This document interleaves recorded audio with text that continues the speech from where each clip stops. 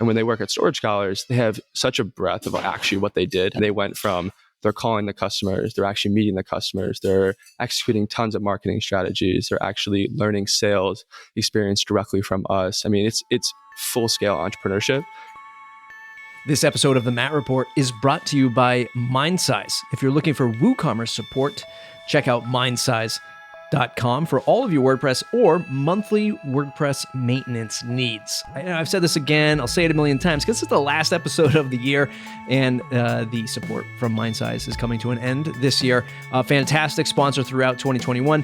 What I love about MindSize and their model is that they focus on WooCommerce, they focus on important areas, not just for the end user of WordPress, but if you're a small boutique agency, a freelancer, and there are parts of the business you're just like, hey, I don't want to do the support thing. I don't know how to optimize these sites. Partner up with MindSize.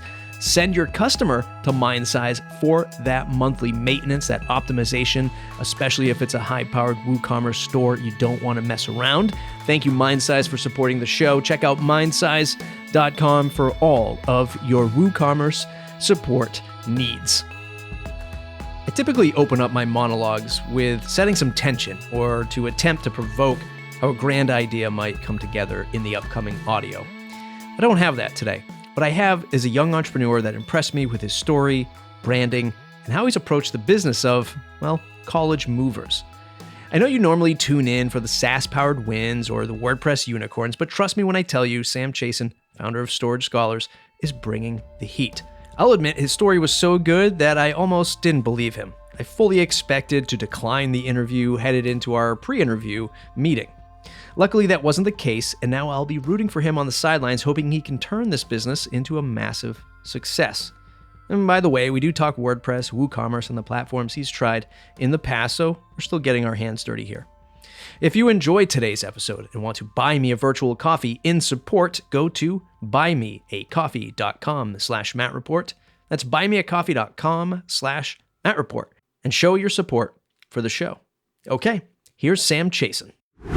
Storage Scholars is a door-to-door white glove service for college students. So basically the way that the service works, it's generally for out-of-state or international students. I was from New York. I went to a school called Wake Forest in North Carolina, and I had two international homemakes, one from China, one from Ethiopia. And I would stereotypically see them bring over two large suitcases overseas. They'd buy the rest of the stuff that they needed at Target, Bed Bath & Beyond, et cetera.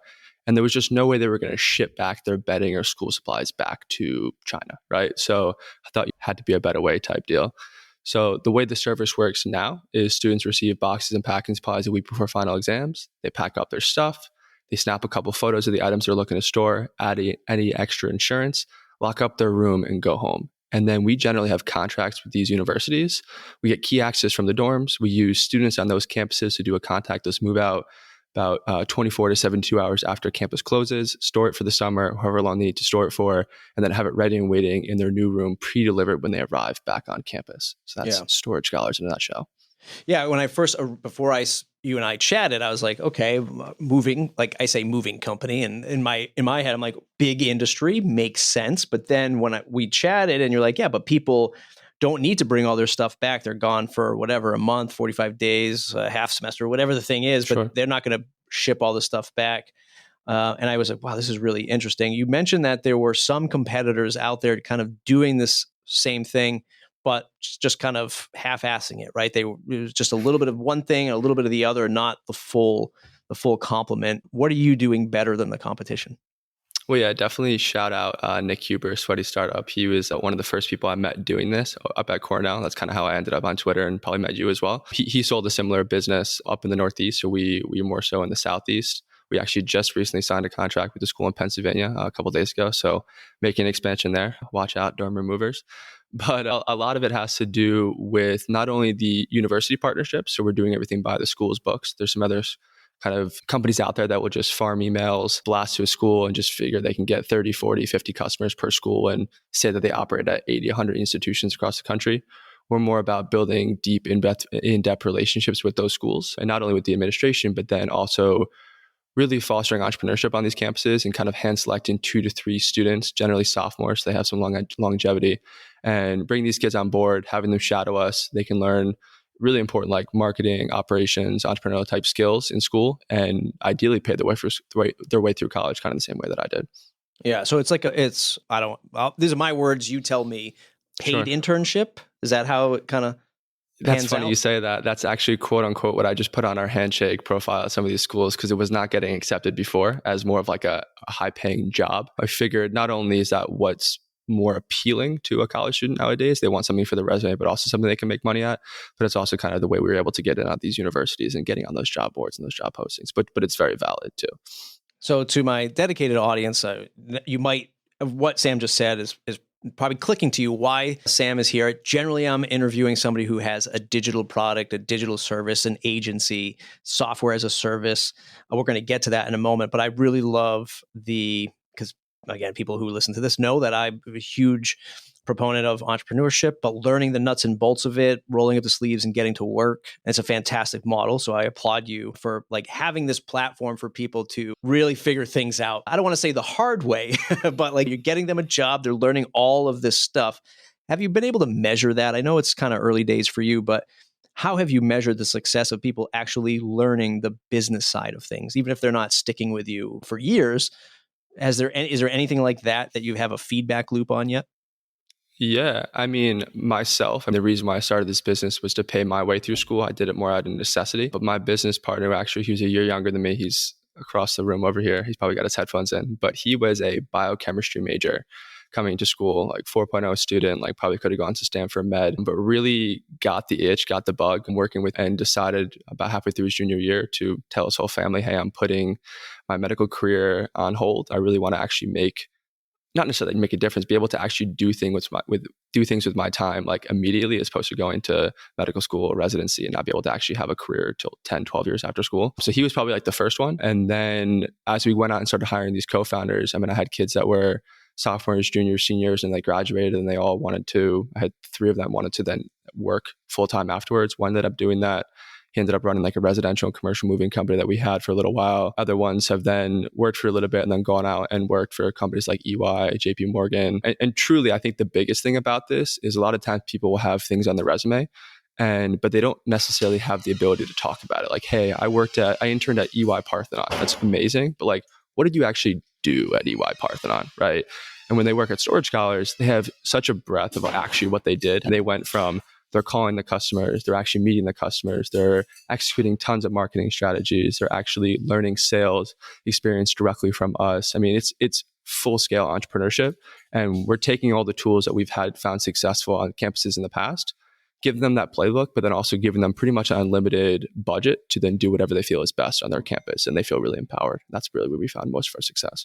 That's awesome stuff. Listener, you might hear some noise in the background. Sam is sitting in his common area of his apartment building, but I'm happy to report if you're watching the show on YouTube, youtube.com/The Matt Report, Sam has a professional microphone in front of him thanks to me urging him to get one because he'll be doing a round of podcasts and he'll realize how good it is for his business on the marketing side. In our pre-interview, you mentioned, because I want to talk about the software side of it, and then we'll talk about more of like that marketing and branding stuff, because I think your branding's on point, and I want to learn a little bit more about how you got to that point and why you realize that's important. But in our pre-interview, you mentioned that your brother helped build some of the software side of the business. A lot of my listeners are into the software side, how they're making things click. Is there a certain tech stack that you can talk about that you're using to build the inner workings of the business? Or even the public-facing one? Are you using WordPress for the website, stuff like that? Yeah. So I guess I'll start with the part that I'm more knowledgeable on. But the front end was, at one point, it was WooCommerce when it first started, went to Squarespace, and then actually I'm probably about 80% done with migrating over to Webflow. Sorry, escaped my mind for a second. So a lot of people just yelled at you for leaving WooCommerce, and then now you're kind of, okay, he's going back to Webflow. So at least it's something that's powerful. Yeah. So more so from the aesthetic design aspect, we go into Webflow. I mean, we were kind of reaching our capabilities a lot more of like block text and block images on Squarespace, and I just wasn't able to kind of take it where I wanted to go in terms of the branding. But then the back end it's gone through a ton of different iterations. A lot of it had to do with we had one business model, and then you get key access from the universities, you go to a different business model. Then you have COVID, and you have to start doing like shipping packages. And if my brother's listening to this, he definitely was a little frustrated. His answer was always yes, we could do that, but I don't think we really understood exactly what yes meant and all the work that went into that. And we have, I think, 287 custom fields for each associated account for different like yes, no formulas and stuff like that too. But it's basically built mostly on PHP, Angular 8, and MySQL 8 in terms of the kind of the front end, the database, and then AWS as well. So he's becoming more of like a CTO role, and we're bringing in kind of like a development team. So we have 2 full-time developers as well as somebody that's kind of managing them as well. And they should be coming on board in the next couple of weeks. So it'll be the real test of all the feedback we've gotten is that he has really clean code. And I really hope that to be true. But if we'll not, find out. Brother's not getting anything for Christmas coming. No, he's an incredible mind. So I would assume all of that stuff is. I want to talk about this software segment for a little bit here. When you left WooCommerce, what were your reasons? You're not in an uncommon, a lot of people listening to this too, there's a segment who are agency owners, freelancers. They talk to a lot of folks who hop through different CMSs. They hear a bunch of different things. You're not in an uncommon seat to be making these jumps. But what was it for you to leave WooCommerce to begin with?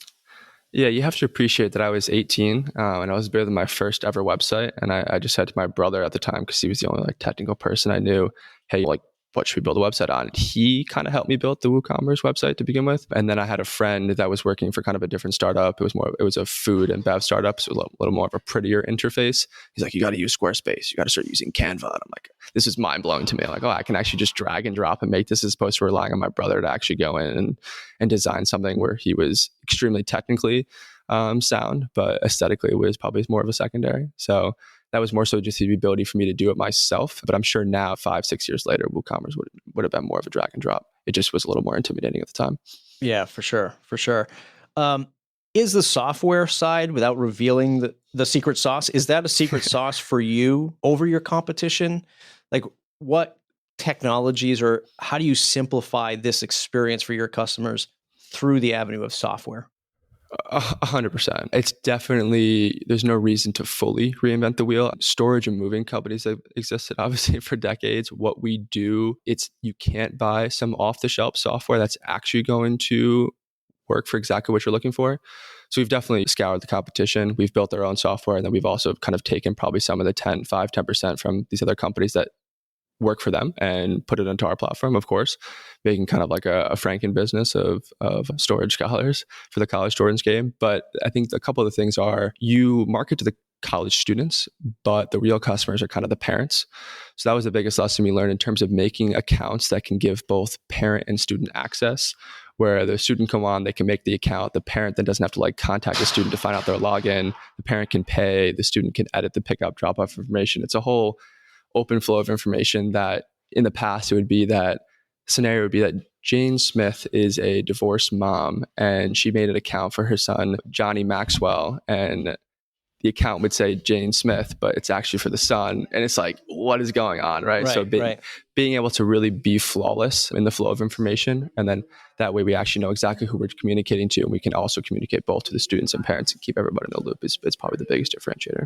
Is this all on the website, or is there a mobile app that everybody has just instant access to?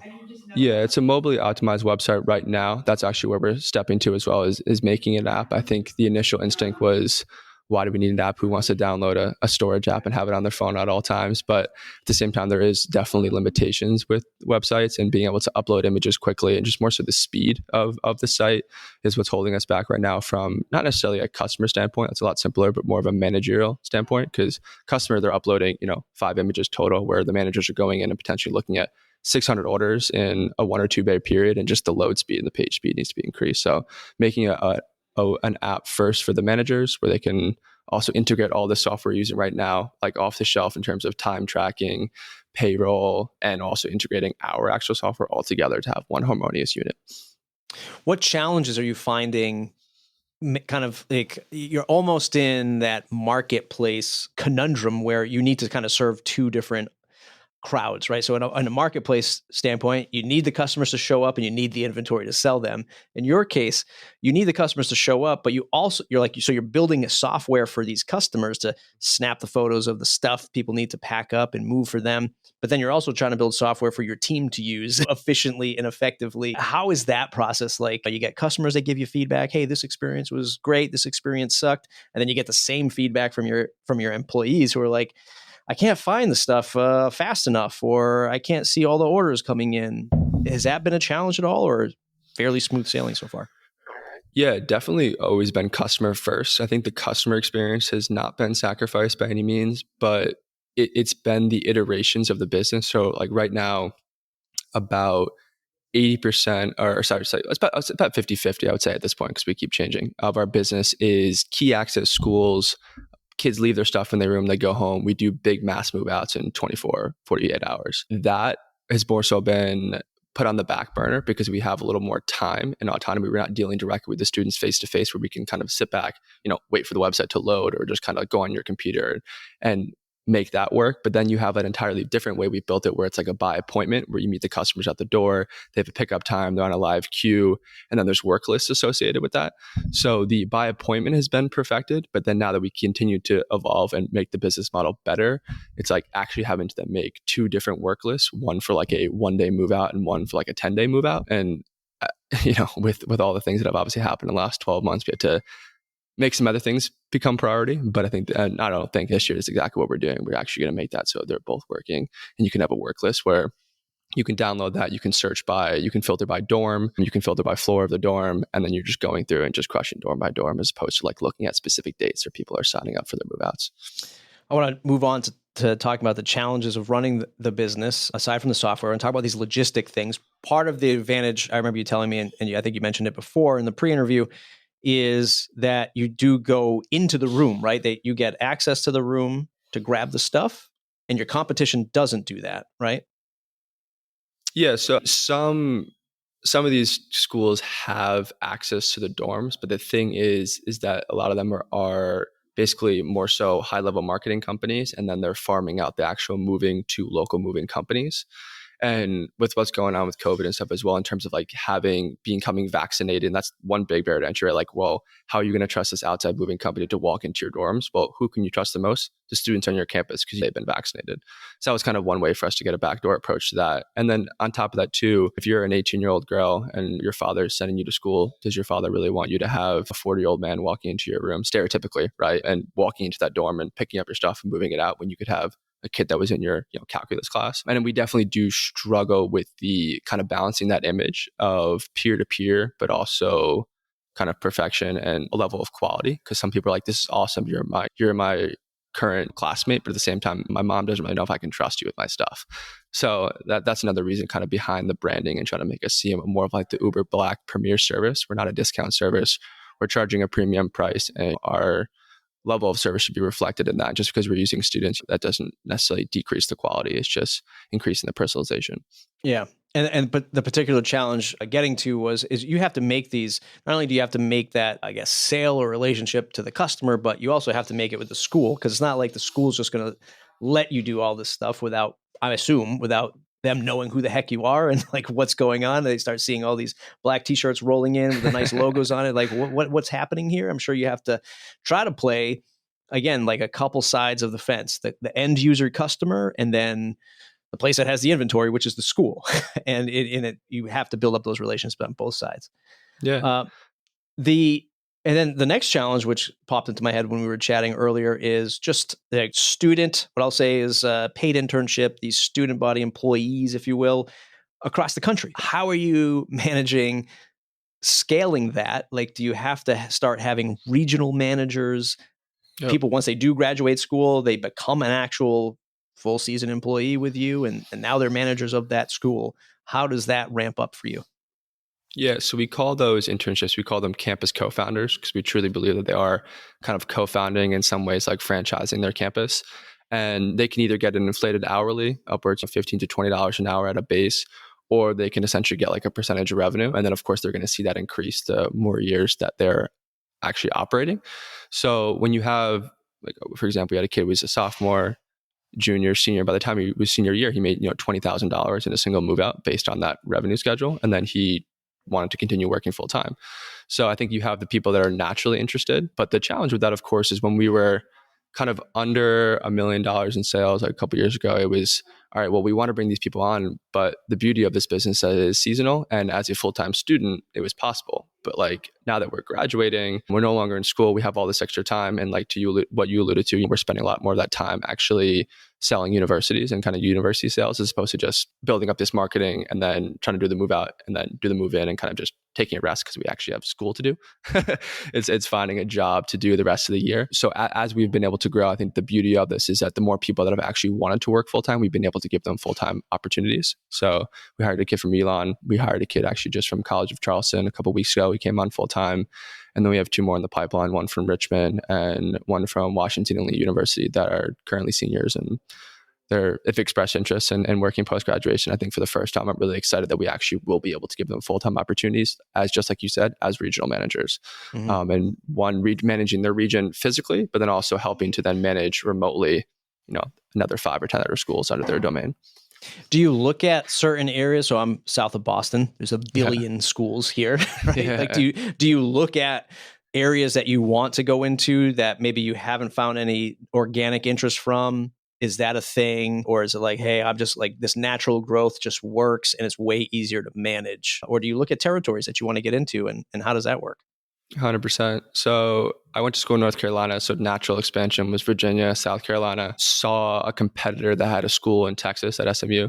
So that's why we went down to Texas, Rice and SMU this past year. I just moved down to Texas to expand that region, Texas and Florida. But I'm from New York. My business partner's from Boston too. So we definitely have our sights set on the Northeast. There's just actually a little more competition up there. And that's not necessarily a bad thing. I mean, being a fast follower is definitely a lot easier than trying to educate not only the school, but the customer on what a valet storage service is. So I'd rather just go in where they've had a previous service provider that's just bad, and then we can just go in and take over. But where we've found kind of those pockets is actually we started going to housing conferences. So conferences that have the residence life, the operations people. And that's actually where we met this one person from Pennsylvania, where by no means were we meaning to expand there, but we developed a great rapport. She loved what she heard. And she was like, yeah, I'd love to sign an exclusive contract with y'all. That'll happen in the last couple of weeks. But now it's like, oh, well, no, that puts some eyes on Pennsylvania. Maybe we need to expand there a little quicker. And Pennsylvania's got probably 20 schools that we could expand to. And once you have that kind of density, there's no reason not to. Yeah. I'd imagine, and correct me if I'm wrong, like I would imagine when you go into expand into a new territory, your biggest or potentially your biggest spend is going to be marketing and advertising just to get the word out there. It's not like you're having to ship a bunch of product or these amazing boxes that we're going to talk about in a second. But is there any kind of like thing you have to ship in and store your own storage stuff, something really meta? Like, is there a thing you have to ship out there, a box of stuff, and people just have to rock and roll with it? Yeah. So yeah, I'll ship a box or 2 of our Storage Scholars boxes to the co-founders, tell them to go out and buy a table, give them their corporate credit card to go do that. And that's going to have shirts, cups, stickers, banners, phone backs, kind of that kind of marketing material. But the beauty too is that on any first year campus, whether we're talking about marketing materials or whether we're talking about like storing kids' actual things, is that there's a really nice thing called self-storage that's usually 5 minutes from campus. So when we're not necessarily sure about a market, the numbers can look great, but it doesn't necessarily mean people are going to use the service. So we'll use self-storage almost exclusively for the first year. And then once you have that market proven, then you're going to go out and you're going to find an industrial warehouse lease. But that being said, that's also another challenge of the business because we might need 10, 15,000 square feet from the 4 months of May to August. But then all these kids move back in. You might have a couple of students that store longer. You might have some marketing materials, some extra boxes, but that's going to come down to a maximum 1,000 square feet, right? So then you're kind of downsizing either to self-storage or you're coming up with a really creative lease with the landlord. But that's definitely a tough aspect of the business too, is finding that space. Oh, when you raise $1 billion, I hope it's not one of those WeWork stories where you set out to be a co-working space, but you ended up being a real estate company. And then like, why the hell do you own all this property? And you're like, oh, we're really a moving company. And then the term sheets are all imbalanced. Let's talk about marketing for a second. Yeah. Towards the end of the show, great marketing. I think I know the answer, but why did you focus on it? How did you focus? How did you know that marketing is really going to work for something like this, or branding and your logo and stuff is really going to work for something like this in a competitive market? Yeah, the way the business was started is I printed out some flyers that I'd probably throw up out if I looked at today. They were pretty embarrassing, but I went door to door and saw all my freshman hallmates and freshman classmates, and I would like knock on the door. And they said, "Come in." I'm like, "No, that's." I would knock on the door again. They're like, "Come in." I'm like, "No, I'm not who you think I am, but sure, I'll come in." So I definitely had some tough conversations at the beginning and got some raw feedback on what they were looking for and what they weren't looking for. But I think initially too, in terms of like a branding aspect, after kind of doing that customer discovery, was I, the best advice that I got from one of my entrepreneurship professors is there was a competitor on campus, and I was like, "Oh, they're charging $14 a box. I'm going to charge $13.50." No, he's like, do not be the discount service. Like always charge more but provide more too, right? So I wouldn't say day one, but from day two, it's like, okay, yes, we need to go out there, be the premium service, and service the top level customer and give them the service that they desire. And the whole black and white was really trying to be the premium, futuristic, uber black type experience, luxury experience, as opposed to being, I don't know, like a green, eco-friendly moving company. We are absolutely eco-friendly. I don't mean to say it like that, but I feel like sometimes there's definitely certain colors that elicit certain emotions, and I want it to be more of a sleek, elite luxury brand. Yeah. Every time you're moving students, do you always rocking the branded boxes, or is it like one branded box on top and the rest of them are brown? No, absolutely. So not only does that give you the brand awareness, but actually, so we used to use obviously brown boxes, right? And we would buy these stickers, and they would put the sticker on top of the box. They'd also put the sticker on their out of box item, their TV, their refrigerator, whatever. But in terms of like an inventory perspective, if you imagine you have a box and then you stack another box on top of it and you have a sticker on the top, well, you can't see it, right? So those boxes were also designed because they're writing their name, their order number, their item number on the top of the box. They're also writing it massively on the side of the box. So actually in the storage facilities, they're lined up and you can see all their names very, very clearly. So from just like an identification standpoint, that was the purpose of it. And then of course, yeah, when you walk around with black storage collar shirts, white shorts, and these big black boxes, and then you see them in the dumpsters for 2 weeks after, and the recycling bins after everyone leaves and comes back, it's great branding. Yeah. People wonder what the heck's going on. I want that. Like that looks cool. That looks easy. Speaking of looks easy, I'm looking at the archive, webarchive.org site, and I'm looking back to August 2018. Your tagline for the site back then was easy, effortless, and economical. Live the scholar. How did you change that from a marketing perspective? You started talking to customers, you chatted with them. They were like, no, we'll pay you a little bit more money, and you got rid of the word economical. How did that all play out, changing that headline? Yeah, I thought alliteration was more powerful than value at the time. So that's probably why I went with that. But yeah, it was, like I said, I wanted to beat out the competition, because also at the same time, I wasn't confident. Like I was confident in myself, but I didn't want to overpromise and underdeliver. So to say, hey, we're the best service, we're better than the competition. I'd never even moved a box before. It's like, that was kind of tough. So that was year one. And then once we service 64 students at Wake Forest University, I was like, all right, well, this went well. We made it happen. I touched every single box. I know exactly how this works.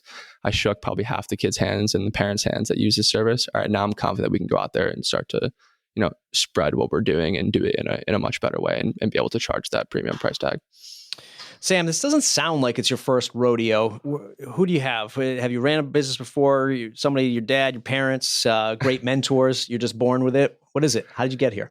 So my parents are both public high school teachers in New York. The youngest of three. My brother's a web developer. My sister's in fashion. So I didn't necessarily get it from them fully, but definitely the fiscal responsibility absolutely came from my parents, actually my grandfather mostly.